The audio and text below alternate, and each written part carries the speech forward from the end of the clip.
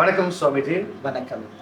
சுவாமிஜி, அதாவது நிறைய பேர் சொல்லி நான் கேள்விப்பட்டிருக்கேன். கடன் பிரச்சனைகளா இருக்கட்டும், இல்ல ஒரு சிலருக்கு வந்து குழந்தைகள் இருக்காது, 10-15 வருஷம் ஆகி குழந்தைகள் இருக்காது. நிறைய பிரச்சனைகள் மேற்கொள்றவங்க வந்து ரொம்ப ஒரு பக்தியான ஒரு விரதம் எடுத்து முருகனுக்கு வழிபட்டா எல்லா பிரச்சனைகளும் தீரும் அப்படின்னு வந்து சொல்றாங்க. தைப்பூச விரதம் என்றால் என்ன சுவாமிஜி?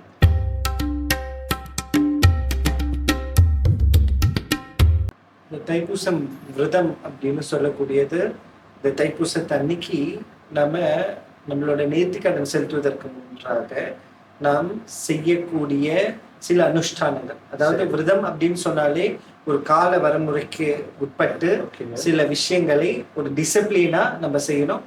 அதை இறை நோக்கி செய்யும் போது அது வந்து இறைவனை நோக்கி செய்யும் போது அது வந்து விரதமாக கொல்லப்படுகிறது. அதுலயும் இந்த தைப்பூச விரதம் அப்படின்னு சொல்லக்கூடியது நாம நினைச்சு மனமுருகி பிரார்த்தனை பண்ணி இந்த விரதங்களை அனுஷ்டானம் பண்ணோம் அப்படின்னு சொன்னோம்னா முருகன் வந்து கேட்கறதெல்லாம் கொடுப்பாராம். அந்த அளவுக்கு இந்த தைப்பூச விரதம் அப்படின்னு சொல்லக்கூடியது ரொம்ப கடினமான விரதம். ஆனா இந்த கடினமான விரதத்தை நம்மளால மேற்கொள்ள முடியும் அப்படின்னு சொன்னா அல்லாத பலன்களை நமக்கு தரும். சுவாமிஜி, கேட்கறதுக்கே வந்து ரொம்ப ஆசையா இருக்கு. இப்ப எனக்கும் வந்து எல்லா மனிதருக்கும் வாழ்க்கையில வந்து நிறைய விஷயங்கள் கடந்து நம்ம போக வேண்டிய ஒரு சூழ்நிலை வரும். ஸோ அந்த சூழ்நிலைகளை வந்து தாண்டறப்ப தெய்வம் என்ற ஒரு விஷயத்த வந்து நம்ம நாடிப்போம். இப்ப இஃப்ளெக்ஸே நானே இந்த விரதத்தை நான் மேற்கொள்றதா இருந்தா என்னென்ன நான் பண்ணணும்? முதல்ல தைப்பூச விரதம் நீங்க எத்தனை நாள் அனுஷ்டிக்க பண்ண போறீங்க? முன்னாடியெல்லாம் விரதம் அப்படின்னு சொன்னாலே 41 நாள், 45 நாள், 48 நாள் இந்த 3 கால அளவுல தான் இருந்தது. ஆனா இப்போ வந்து நம்மளுடைய வேலை அலுவல்கள், வாழ்வியல் வந்து மாறி போயிட்டனால நாம அதை முதல்ல எத்தனை நாள் எடுக்க போறோம் அப்படின்றத முயற்சி பண்ணோம். 45 நாளோ 48 நாளோ எடுக்க முடிஞ்சா ரொம்ப நல்லது. அப்படி இல்லைன்னா நம்மளுக்கு எவ்வளவு நாள் முடியுமோ, ஒரு வாரமோ இல்லை 21 நாளோ, அப்படி நம்மளுக்கு எவ்வளவு நாள் முடியுமோ அதை முதல் நிர்ணயம் பண்ணிக்கணும். சரி, அந்த முதல் நிர்ணயம் பண்ணதுக்கு அப்புறம் நாம நம்மளுடைய எங்க விரதம் எடுக்க போறோமோ அங்க அந்த வீட்டை வந்து சுத்தம் பண்ணி முதல் நாளே சுத்தம் பண்ணி மஞ்சள் அப்புறம் கோமியம் இதையெல்லாம் தெளிச்சு தூபம்லாம் காமிச்சு, ஏன்னா இந்த விரதம் எடுக்கிறதுக்கான அந்த வீட்டுலயோ இதுலயோ நம்ம பல சிந்தனைகள்ல இருந்திருக்கோம். இப்போ விரதம் எடுக்கிறதுக்கான சிந்தனை உருவாக்கணும் அப்படின்றதுக்காக இதெல்லாம் முதல்ல பண்ணணும்.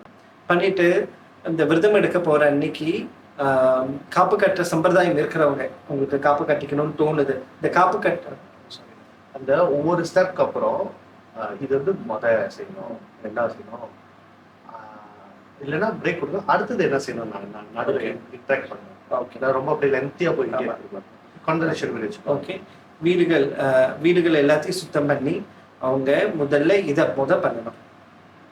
சரி, நான் அப்ப வந்து வந்து எத்தனை நாள்னு நிர்ணயிக்கணும், எங்க இந்த விரதத்தை மேற்கொள்ள போறாங்க, அந்த இடத்த வந்து சுத்தம் பண்ணணும். இதெல்லாம் முடிச்சதுக்கு அப்புறம் அடுத்ததான் நம்ம என்ன செய்யணும் சாமிஜி?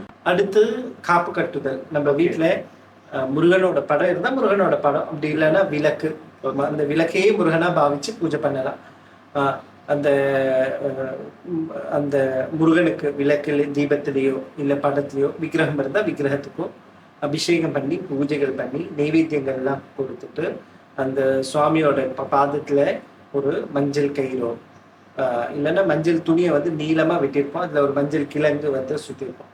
அது நம்ம கையில வீட்டுல இருக்கிற பெரியவங்கள்ட்ட ஆசீர்வாதத்தோட நம்ம கையில கட்டி விட சொல்லணும். குருநாதர் இருந்தாருன்னா குருநாதர் கையால அதை கட்டி விட்டு அதுக்கப்புறம் விரதத்தை மேற்கொள்ளணும். காப்பு கட்டினா மஞ்சள் கட்டுவாங்க, நான் பார்த்துருக்கேன். அது வந்து எப்படி கட்டணும், அதோட ஏதாவது முறைகள் இருக்கா இந்த காப்பு கட்டுறது? மஞ்சள் கிழங்கு இப்போ ரொம்ப நாள், ஒரு 45 நாள் விரதம் இருக்கிறவங்க மஞ்சள் கிழங்கு கட்ட முடியாது, மஞ்சள் கயிறை மட்டும் கட்டிக்கலாம். ஒரு 7 நாள் விரதம் இருக்கிறாங்க, 3 நாள் விரதம் இருக்கிறாங்க அப்படின்றவங்க வந்து மஞ்சள் கிழங்கோட ஒரு மஞ்சள் நூல்ல நடுவுல மஞ்சள் கிழங்க கட்டி அதை வந்து முதல்ல விநாயகருக்கு வழிபாடு பண்ணணும். என்னோட விரதம் வந்து தடையில்லாம நடக்கணும் அப்படின்னு விநாயகருக்கு வழிபாடு பண்ணிட்டு அடுத்து முருகனை வழிபாடு பண்ணி அவரோட பாதத்துல இந்த மஞ்சள் கிழங்கு வைத்த கயிறையோ இல்லை மஞ்சள் கயிறையோ அவங்க ஆசீர்வாதம் பண்ணி நம்ம கையில அதை கட்டணும். கேட்ட மாதிரி ஏன் இதை கட்டணும் அப்படின்னு சொன்னா இது வந்து நம்மளுக்கு ஒரு ரிமைண்டர். எப்பயுமே நான் வந்து முருகனோட சிந்தனையில இருக்கணும், நான் விரதானுஷ்டானத்துல இருக்கேன், இந்த விரதானுஷ்டானத்துக்கு மாறி போகக்கூடாது. இப்போ சபரிமலை ஐயப்ப சுவாமிகள் வந்து மாலைகள் போட்டு அவங்களை ரிமைண்ட் பண்ணிருப்பாங்க. அதே மாதிரி என் கூட எப்பயுமே முருகன் இருக்கா, இப்போ தேவையில்லாத தப்பான செயல்களை நான் செய்யக்கூடாது, இந்த மனசு இந்திரியங்கள் இது எல்லாமே அடக்கி கொள்ளணும் அப்படின்றதுக்கு எப்பயுமே உள்ள ரிமைண்டர் தான் இந்த காப்பு அப்படின்னு சொல்லுது. சபரிமலைக்கு போறவங்க வந்து மாலை போடுவாங்க. இப்ப பெருமாளுக்கு கூட சில பேர் மாலை போடுவாங்க. இப்போ முருகனுக்கு மாலை போடலாமா? மாலை போட்டு சம்பிரதாயம். இப்போ பழனியில கேரளால இருந்து பார்த்தோம்னா பழனிக்கு போறவங்க வந்து மாலை உடுத்தி பச்சல் உடுத்தி போவாங்க. இந்த விருதானுஷ்டான சமயத்துல வந்து நாம சாத்வீகமான சாப்பாடு சாத்வீகமான சாப்பாடு அப்படின்னா என்ன சொல்லி? சாத்வீகமான சாப்பாடு என்ன? முதல்ல இந்த சாத்வீகமான சாப்பாடு அப்படின்னு சொல்லக்கூடியது சுத்தமாக சமைக்கப்பட வேண்டும். ஓகே. முடிந்தால் வெங்காயம் பூண்டை வந்து தவிர்க்கணும். ஓகே. காரம், அதிகப்படியான காரம், அதிகப்படியான இனிப்பு, அதிகப்படியான புளிப்பு எல்லாமே மிதமா இருக்கக்கூடியது, அளவான மிதமாக இருக்கக்கூடிய சாப்பாடு. ஏன் இந்த சாப்பாடு கண்ட்ரோல் பண்ணாதான் நம்மளுடைய இந்த விரதானுஷ்டானத்துக்கு ஈஸியா இருக்கும். அதனால மிதாகாரம் அப்படின்னு சொல்லியிருக்காங்க. ஒருவேளை நல்லா சாப்பிட்டாலும் பாக்கி உள்ள 2 வேளைகள் வந்து பாலோ பழங்களோ அப்படி சாப்பிட்றது ரொம்ப விஷயம். மலேசியா பொறுத்த வரைக்கும் நமக்கு நிறைய வெஜிடேரியன் ஷாப்ஸ் இருக்கு. இருந்தாலுமே அங்க கடையில எப்படி சுத்தமா செஞ்சிருப்பாங்களா, அவங்க சமைக்கும் போது என்ன எண்ணத்தோட சமைச்சிருப்பாங்க அப்படின்லாம் தெரியாது. சமைக்கும் போது நல்ல எண்ணத்தோட இந்த விரதானுஷ்டான இதோட வீட்டுல அம்மா இருந்தாங்கன்னா இல்ல மனைவி இருந்தாங்கன்னா அவங்கள்ட்ட சொல்லி அந்த விரத காலத்துல வந்து அந்த சுவாமியோட மந்திரமோ வெற்றிவேல் முருகனுக்கு அரோகராவோ இந்த மாதிரி சொல்லிக்கொண்டு சமைக்கும் போது அந்த சாப்பாடு வந்து மிதமான சாப்பாடா இருக்கும், சாத்வீகமான சாப்பாடா இருக்கும். அந்த மாதிரி சாப்பாடு சாப்பிடணும். அதே மாதிரி இன்னொரு விஷயம் என்ன அப்படின்னு சொன்னோம்னா, இந்த தீட்டு உள்ள பெண்கள் சமைச்சதை வந்து நாம சாப்பிடக்கூடாது. சுவாமிஜி, இப்ப இந்த சாப்பாடு, இந்த வீடு நம்ம எப்படி இது பண்றோம் அதெல்லாம் அவ்வளவுதான் நான் விருந்தோம்.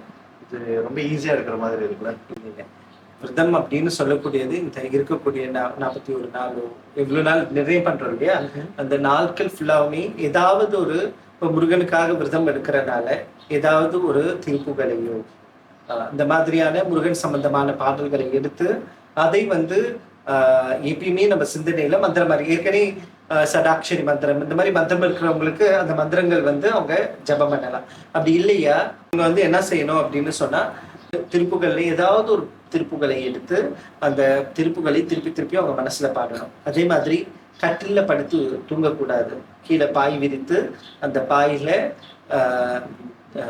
ஒரு துணியோ ஏதாவது விரித்து அதுக்கு மேலதான் தூங்கணும். அதே மாதிரி நம்ம மித்தவங்கள்ட்ட பேசும்போதும் நம்மளுடைய வார்த்தைகளை அந்த சமயத்துல வந்து நம்ம மனது சொல்லக்கூடியது ரொம்ப ஒருங்கிணைக்கப்பட வேண்டிய நேரம். அதனால தேவையில்லாத விஷயங்களை பார்ப்பது, தேவையில்லாம டிவி பார்க்கறது, தேவையில்லாம போனை நோண்டுறது, இந்த மாதிரிலாம் இல்லாம அந்த விரதானுஷ்டானத்தை வந்து முறையாக இறை சிந்தனையிலே இருக்கணும். அது முறையா விரதம் எடுக்கும் போது அது எவ்வளவு கஷ்டமா இருக்கும் அதை அச்சீவ் பண்றதுக்கு அப்படின்றத நம்ம உணர முடியும். கண்டிப்பாக இறை சிந்தனையிலே இருந்தோம்னா அந்த முருகனே அந்த விதத்துக்கான பலன்களை வந்து நமக்கு கண்டிப்பா தருவாரு. இது வந்து கடினமான விரதம்.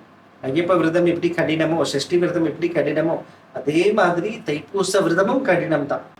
அருணகிரிநாதனாருக்கு அவர் சொன்ன முதல் விஷயம் என்ன அப்படின்னா, சும்மா இரு சொல் அற.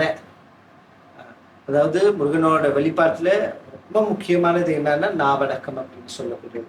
அதனால நிறைய பேசாம தேவைப்படுறதுக்கு மட்டும் பேசி, தேவைப்படுற இடங்கள்ல மட்டும் தேவைப்படுற நம்மளோட இமோஷன்ஸ் எல்லாம் கண்ட்ரோல் பண்ணி இருக்கக்கூடிய விரதம் இந்த முருகனோட விரதம்.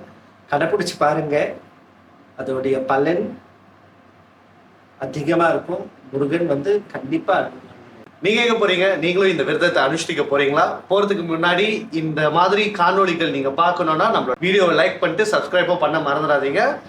உங்களுடன் இணைந்திருப்பது நான் தீபன் தரிகாஜலம் மற்றும் பிரம்மச்சாரி சுஜித் சைத்தன்யா. நன்றி, வணக்கம்.